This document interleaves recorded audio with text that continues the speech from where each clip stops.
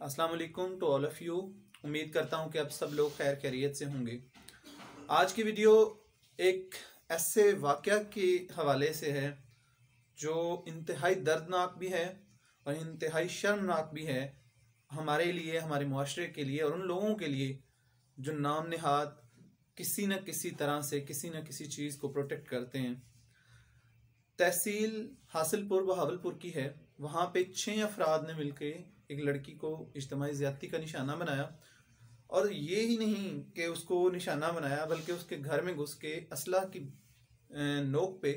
उसके घर वालों के सामने, उसके भाई के सामने उसको ज़्यादती का वो 6 अफराद निशाना बनाते रहे। इससे बढ़ के किसी कौम के लिए, किसी एक मुआशरे के लिए शर्मनाक बात क्या हो सकती है कि एक जगह पे, एक घर में एक लड़की महफूज नहीं है। मैं इस वाक़े के तरफ बाद में जाऊंगा, लेकिन मेरे कुछ सवालात हैं उन नाम नहाद अलमबरदारों से जो कहते थे कि मोटरवे पे अगर एक खातून जो है वो जाए अकेली तो उसको अगर ज़्यादती का निशाना बनाया जाए तो उसकी अपनी गलती है, और उनको प्रोटेक्ट करने वालों की कि जो उनके साथ खड़े थे। मेरा सवाल उनसे भी है कि वो जो कहते थे कि सरेआम फांसी देने से मसाइल पैदा होंगे, सरेआम सज़ाएं देने से मसाइल पैदा होंगे, सरेआम सज़ाएं देने से लोगों के अंदर डर ख़त्म हो जाएगा, लोगों के अंदर एक चीज़ जो है वो ख़त्म हो जाएगी इस तरह की कि उनके दिलों में किसी कानून का, किसी ऐसी चीज़ का एहतराम नहीं बाकी रहेगा जिस पे लोग चलते हैं। तो आज कौन सा कानून, कौन सी ऐसी यहाँ पे चीज़ है जो एक लड़की को उसके घर वालों के सामने निशाना बनाने से भी नहीं रोकती। उसके घर वालों के सामने उसकी दर्द चीखें और पुकार जो है वो कोई नहीं सुन सका, ना ये कौम, ना ये मुल्क, ना ही इसके वो अलमबरदार जो असम्बलियों में बैठ के इस चीज़ की मुखालफत करते हैं कि इसकी सज़ाएं मुतय्यन नहीं होनी चाहिए सरेआम। अब इस वाक़े की तरफ आते हैं तो हासिलपुर तहसील है बहावलपुर की, वहाँ पे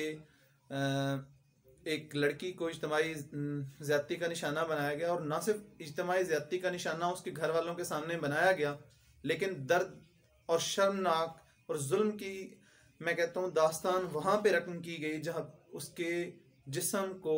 छुरियों से काटा गया, जिस्म के हिस्सों को छुरियों से काटा गया वहाँ पे, और उसके भाई को फिर छुरियाँ मारते रहे उसके घर वालों के सामने। मेरा उन तमाम लोगों से सवाल है जो कहते हैं औरत जो है उसके लिबास की वजह से, औरत की किरदार की वजह से, औरत के बाहर जाने की वजह से वो ज़्यादती का निशाना बनती है। वो तो लड़की घर में महफूज थी, उसको तो कोई मसला भी नहीं था, वो अपने घर में बैठ के उसको पता था कि ये इज्तिमाई ज़्यादती, क्या उसके लिबास की वजह से वो लोग आए?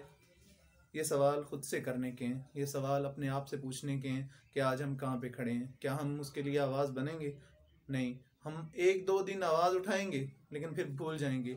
जैसे कि बाकियों को भूल गए। मीडिया के हवाले से ये बात करूं तो मीडिया ने इसको इतनी ज़्यादा कवरेज नहीं दी जितनी कि उसको देनी चाहिए थी, जितना कि किसी और केस में हुआ, मोटरवे केस में हुआ या किसी और जगह पे। वहाँ पे कमेटीज़ भी तश्कील दी गई, वहाँ पे ये कहा गया कि इस तरह का बाकायदा बैनर्स लगे गए, और बहुत से ऐसे फंडिंग लेने वाले डिपार्टमेंट्स जो हैं, बहुत सारे फाउंडेशंस जो हैं, उन्होंने ये बड़े आवाज़ें उठाई। लेकिन जब आप असली बारी आती है, जब एक रूरल एरिया की बारी आती है, जब वो एक बैकवर्ड एरिया की बारी आती है जहाँ पे फंडिंग का नाम नहीं है इन लोगों के लिए, तो वहाँ पे खामोशी होती है, वहाँ पे मीडिया का कोई किरदार नहीं आता सामने,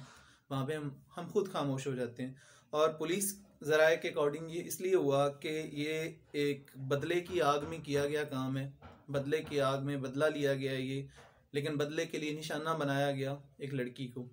तो आखिर में सिर्फ इतना ही कहूँगा कि आज हमको अपने आप पे रहम करने की ज़रूरत है। ये मुआशरा जहाँ पे ना 6 साल की बच्ची महफूज है, ना 2 साल की बच्ची, ना 50 साल की औरत, और ना ही एक भाई के सामने बैठी बहन मौजूद है जो महफूज हो सके, जो घर में अपने अपने घर वालों के साथ महफूज हो, जिसको लगे कि हाँ, मैं अब मेरी चादर और चार दीवारी का कोई तकद्दुस पामाल नहीं करेगा। और आखिर में सिर्फ यही अल्फाज इस्तेमाल करूँगा कि मदद चाहती है ये हवा की बेटी, युशादा की हम जिनस रहदा की बेटी, पैगंबर की उम्मत जुलेखा की बेटी, बुलाओ खुदाया ने दी को बुलाओ, ये गलियाँ, ये कूचे, ये मंजर दिखाओ। सना खान तकदीस मशरिक कहाँ है, सना खान तकदीस मशरिक को लाओ। खुदा।